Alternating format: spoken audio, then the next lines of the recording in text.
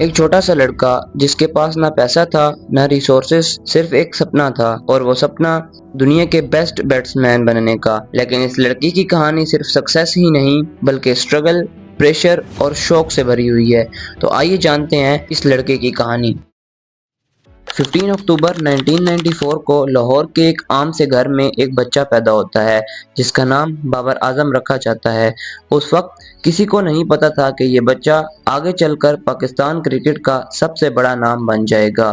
اس کے گھر کے حالات زیادہ اچھے نہیں تھے، لیکن اس کے اندر کرکٹ کا جنون بچپن سے ہی بہت سٹرونگ تھا، کیونکہ بابر اعظم کا فیملی بیک گراؤنڈ ہی کرکٹ سے تھا۔ میں بات کر رہا ہوں بابر اعظم کے چچا اکمل کی، جس کے تینوں بیٹے کرکٹ میں تھے۔ اور امیجن کرو عمر اکمل بیٹنگ کر رہے ہوں اور بابر اعظم ان کو دیکھ رہے ہوں، تو بابر اعظم کے دل میں کیسے کیسے خیالات آئیں گے۔ بچپن سے ہی بابر اعظم گلی کی کرکٹ کھیلتا تھا اور وہ اپنے کزنز کو دیکھ کر کافی زیادہ انسپائر ہوتا تھا۔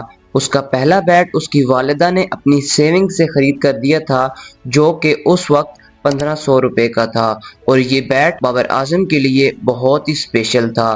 اس بیٹ سے اس نے اپنی کرکٹ جرنی سٹارٹ کی، اور اس کا صرف ایک ہی سپنا تھا، اور وہ تھا کہ وہ پروفیشنل کرکٹر بنے۔ بابر اعظم کے والد اسے موٹر سائیکل پر کلب پریکٹس کے لیے لے جایا کرتے تھے، چاہے گھر کے حالات کتنے ہی مشکل کیوں نہ ہوں۔ کبھی کبھی ایسا بھی ہوتا تھا کہ گھر میں صرف ایک بندے کے کھانے کے پیسے ہوتے تھے اور ایک بندے کو بھوکا رہنا پڑتا تھا، لیکن پھر بھی اس کے سپنوں کو کبھی روکا نہیں گیا۔ بابر اعظم کو اس کی فیملی نے پورا سپورٹ کیا کہ وہ ایک کرکٹر بنے۔ پھر آیا 2007 کا وہ ٹرننگ پوائنٹ جس نے سب کچھ بدل کر رکھ دیا۔ 2007 میں جب ساؤتھ افریقہ کی ٹیم ٹیسٹ کھیلنے کے لیے پاکستان آئی تو عمر اکمل کی سفارش کی وجہ سے بابر اعظم کو بال بوائے بنا دیا گیا۔ یہ وہ مومنٹ تھا جہاں اس نے پہلی دفعہ انٹرنیشنل پلیئرز کو بہت ہی قریب سے دیکھا تھا۔ اسی وقت اس کی زندگی کا رخ بدلنا شروع ہو گیا۔ بابر اعظم نے محمد یوسف اور اے بی ڈیویلیئر جیسے لیجنڈز کو آبزرو کیا، اور اس کے اندر اور بھی کانفیڈنس آ گیا کہ میں بھی یہ کر سکتا ہوں۔ اس کے بعد بابر اعظم نے اپنے اسی کانفیڈنس کو جاری رکھتے ہوئے انڈر 15 اور انڈر 19 کے ٹرائل دیے، اور اس میں بابر اعظم کی سلیکشن ہو جاتی ہے۔ انڈر 15 کے ٹرائل دینے کے بعد بابر اعظم نے اتنا اچھا پرفارم نہیں کیا، لیکن پھر اس کے بعد انڈر 19 کے جب بابر اعظم نے ٹرائل دیا تو اس میں بہت ہی زبردست پرفارم کیا۔ 2010 کے انڈر 19 ورلڈ کپ میں اس نے 131 رنز کی ایک بریلینٹ اننگ کھیل کر سب کو امپریس کر دیا۔ اس پرفارمنس کے بعد بابر اعظم کے پروفیشنل کریئر کا پوری طرح سے آغاز ہو چکا تھا۔ 2015 میں بابر اعظم کو پاکستانی ٹیم میں سلیکٹ کر لیا گیا۔ بابر اعظم نے 2015 میں اپنا فرسٹ ODI میچ کھیلا زمبابوے کے اگینسٹ، جس میں بابر اعظم نے 60 بالز پر 54 رن سکور کیا، اور اسی پرفارمنس نے سب کو حیران کر دی۔ 2016 میں بابر اعظم نے اپنا فرسٹ T20 ڈیبیو کیا انگلینڈ کے اگینسٹ، جس میں بابر اعظم نے 48 بالز پر 38 رن سکور کیا، اور اس کے بعد بابر اعظم کی کمپلیٹ کرکٹ جرنی سٹارٹ ہو چکی تھی۔ 2016 میں ہی بابر اعظم نے اپنا فرسٹ ٹیسٹ ڈیبیو کیا ویسٹ انڈیز کے اگینسٹ۔ اس ٹیسٹ ڈیبیو کی فرسٹ اننگ میں ہی بابر اعظم نے 70 رن سکور کیے۔ Babar Azam on debut gets to his 50. West Indies اور اس شاندار پرفارمنس سے سب کو حیران کر دیا۔ 2016 میں بابر اعظم اپنے کریئر کا ایک بڑا مائل سٹون حاصل کرتے ہیں۔ پاکستان اور ویسٹ انڈیز کے درمیان 3 ODI میچ کی سیریز ہوتی ہے، اور بابر اعظم ان 3 میچز میں 3 کنزیکٹیو سینچری سکور کر ڈالتے ہیں۔ hits it through the offside, his first international 100.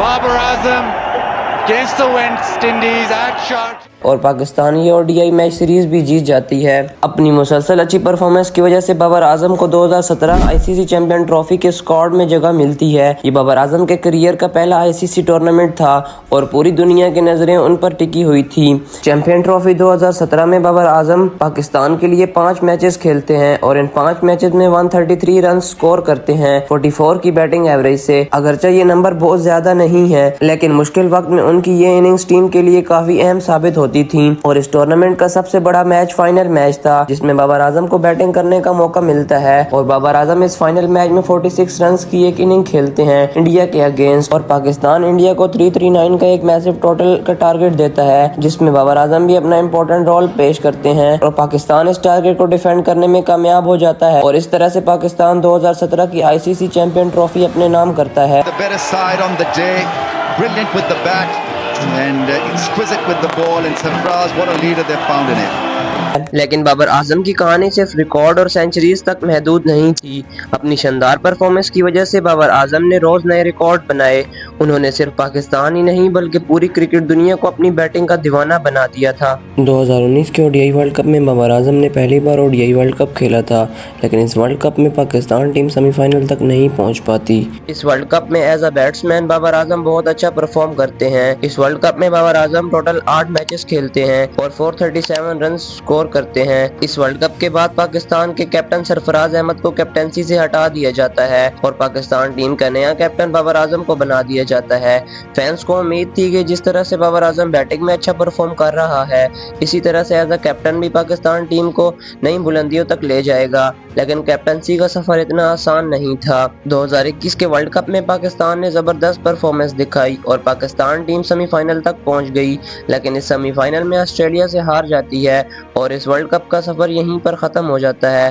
اس کے بعد 2022 کے ورلڈ کپ میں پاکستان فائنل تک ضرور پہنچ پاتی ہے، لیکن اس فائنل میں بھی انگلینڈ سے ہار جاتی ہے. ورلڈ کپ کا دھچکا کم تھا کہ اسی سال ایشیا کپ کے فائنل میں بھی سری لنکا سے پاکستان ہار جاتی ہے اور پھر آ جاتا ہے 2023 کا اوڈی آئی ورلڈ کپ اور اس سال پاکستان ٹیم پہلی دفعہ افغانستان سے بھی ہار جاتی ہے. اور ان ساری ناکامیوں کے بعد بابر اعظم کی کیپٹنسی پر سوالات اٹھنا شروع ہو جاتے ہیں اور بابر اعظم کو سوشل میڈیا پر کافی زیادہ ٹرول کیا جاتا ہے اور اسی کے ساتھ ساتھ بابر اعظم سے کیپٹنسی بھی واپس لی جاتی ہے. 2024 کے T20 ورلڈ کپ میں بابر اعظم کو دوبارہ سے پاکستانی ٹیم کا کیپٹن بنا دیا جاتا ہے. فینس کو امید تھی کہ اس بار کچھ بدلے گا، لیکن اس T20 ورلڈ کپ میں پاکستان انڈیا سے ہار جاتا ہے اور 120 رنز ہی چیز نہیں کر پاتا اور اس ورلڈ کپ میں پاکستان گروپ سٹیج سے ہی باہر ہو جاتی ہے. ان مسلسل ناکامیوں کا اثر بابر اعظم کی پرسنل پرفارمنس پر بھی پڑتا ہے. جو بیٹسمین کئی سالوں تک اوڈی آئی رینکنگ میں نمبر 1 پر رہا ہو اور دھیرے دھیرے وہ ٹاپ رینکنگ سے بھی نیچے آ گیا، لیکن ایک بات آج بھی نہیں بدلی. جب بھی بابر اعظم بیٹنگ کے لیے گراؤنڈ میں اترتا ہے تو پاکستانی فینس کی امید دوبارہ سے زندہ ہو جاتی ہے. 99% لوگ یہاں بابر اعظم کو دیکھنے آئے ہیں اور میں نے بھی آج خاص اس کی سائن شرٹ پہنی ہے.